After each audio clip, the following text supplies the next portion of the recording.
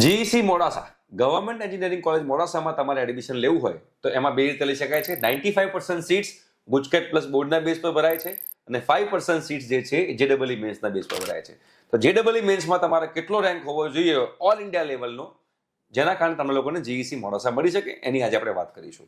બીજી વાત કે તમારે બેટા આખી એડમિશન એન્જિનિયરિંગની જે છે એન્જિનિયરિંગની આખી એડમિશન પ્રોસિજર, એની બધી ઇન્ફોર્મેશન ફ્રી ઓફ કોસ્ટ જોઈતી હોય તો સ્ક્રીન ઉપર એક નંબર આવે છે, એ નંબર પર તમારે વોટ્સએપ મેસેજ કરવાનો છે તો અમારી ટીમ તમને વોટ્સએપ ગ્રુપમાં એડ કરશે.